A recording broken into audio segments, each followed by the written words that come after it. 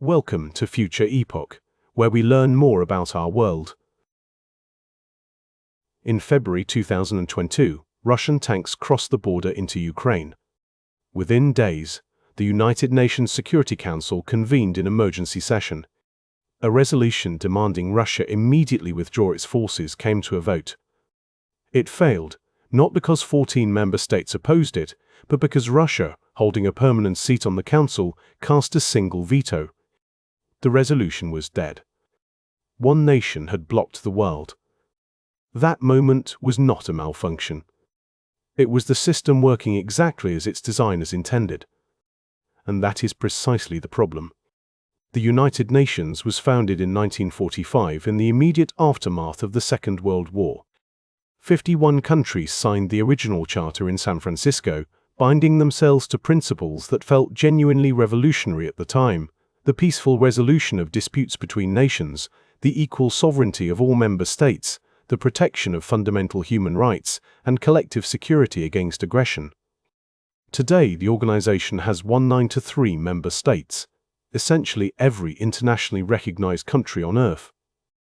Its network of agencies, funds, and programs spans almost every dimension of global life, from the World Health Organization and UNICEF to the World Food Programme and the International Court of Justice. When a pandemic spreads, when famine strikes, when millions of people cross borders fleeing violence, the UN is almost always somewhere in the response. By that measure, the institution has outlasted every rival and every prediction of its imminent collapse. But the United Nations was designed for a world that no longer exists. The organization's architects were acutely aware of what had destroyed the League of Nations, the failed predecessor that had dissolved into irrelevance as the world slid toward war in the 1930s. Their solution was pragmatic, and by any honest assessment, it was cynical.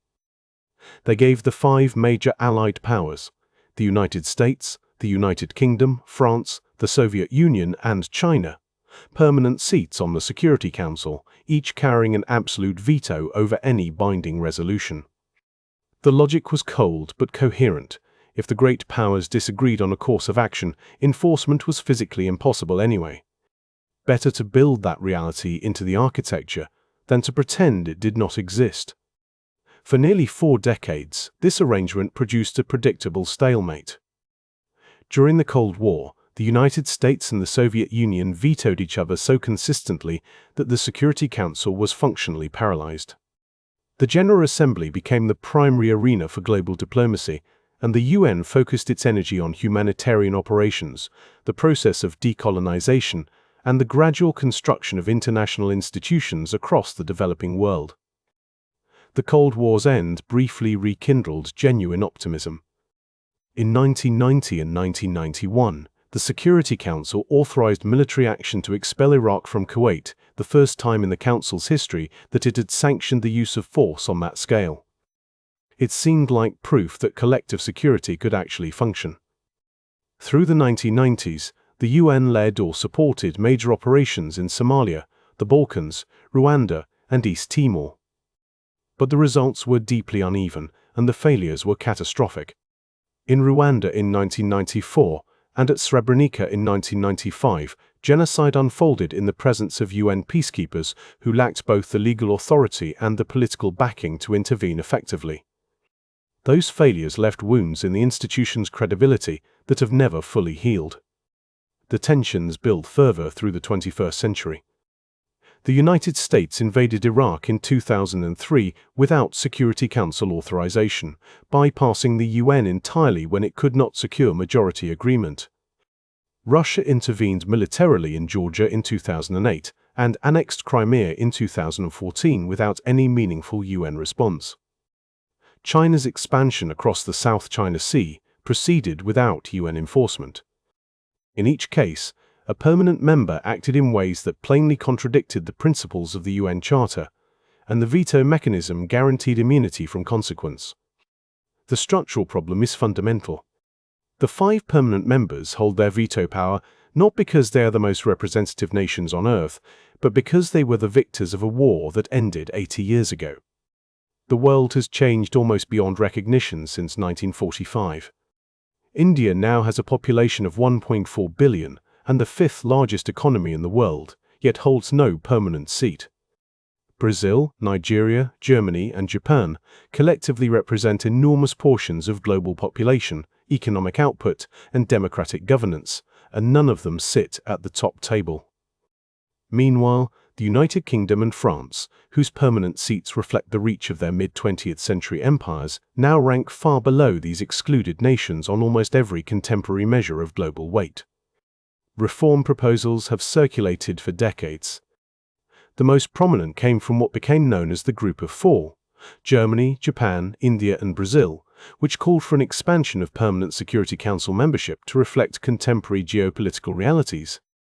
African nations, through the African Union, have repeatedly presented the Eswatini Consensus to the General Assembly, calling for at least 2 permanent African seats with full veto rights. None of these proposals have advanced.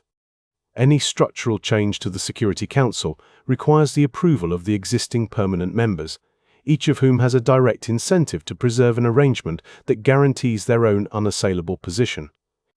The consequences of this institutional paralysis reach far beyond individual crises. When the Security Council cannot act, legitimacy migrates elsewhere. Regional organizations, bilateral alliances, and ad hoc coalitions have increasingly assumed security roles that the UN cannot fill. NATO, the African Union, ASEAN, and the Gulf Cooperation Council all conduct operations and reach collective decisions without reference to the Security Council. In some cases, this represents a practical adaptation to political reality. In others, it risks producing a fragmented international order in which powerful actors simply select whichever legal framework most conveniently legitimizes what they intended to do regardless. The UN's humanitarian system operates under compounding pressures. The World Food Programme, the United Nations High Commissioner for Refugees, and UNICEF all function at the outer edge of their capacity, funded almost entirely by voluntary contributions that fluctuate with the domestic politics of donor governments. The United States has historically been the organization's largest single contributor, but has periodically withheld dues as a political lever, creating budgetary crises that ripple through every agency and program. In 2024, Secretary-General Antonio Guterres presented a stark warning to member states. The multilateral system was entering a period of systemic risk, with climate change, debt distress, pandemic preparedness, and geopolitical fragmentation all arriving simultaneously, while the institutions designed to manage them remain structurally unable to act. The United Nations' deepest limitations are not primarily a failure of management or administration. They are the expression of something more fundamental: the unresolved tension between the sovereignty of nations and the requirements of genuine collective action. The UN cannot compel member states to act against their government's wishes. It cannot enforce its own resolutions against permanent members. It can convene, declare, and deploy peacekeepers, but only where those who hold real power choose to permit it. This constraint is not unique to the UN. Every international institution confronts the same boundary. But the United Nations is the only institution explicitly designed to represent all of humanity and formally charged with preventing war at a global scale. When it visibly fails at that task, the failure registers in a way that no other institution's failure can match. The reforms that would genuinely transform the organization are politically almost impossible to achieve. Expanding the permanent membership of the Security Council, abolishing or significantly limiting the veto, and restructuring the funding model would all require the consent of the nations most committed to blocking change. The Pact for the Future, adopted at the UN Summit of the Future in September 2024, committed member states to renewed reform discussions, but produced no binding structural changes and no enforceable timeline for delivering them. The United Nations has not failed. Over 80 years it has coordinated global responses to disease outbreaks, fed millions in crisis, resettled refugees, helped negotiate ceasefires, and provided the only universal forum in which every nation can formally speak to every other. Those achievements are real, and they are worth protecting. But the institution that emerged from 1945 rests on a set of power relationships that no longer accurately reflect the world, and on assumptions about great power cooperation that the 21st century has systematically disproved. The question is no longer whether the United Nations needs to change. Almost everyone agrees that it does. The harder question is whether the nations that benefit most from the current arrangement will ever voluntarily surrender the privileges it provides them, and whether the rest of the world will wait for that moment or eventually decide to build something else entirely. Thank you for watching. If you've enjoyed this content and want to see more, please consider liking the video and subscribing to the channel.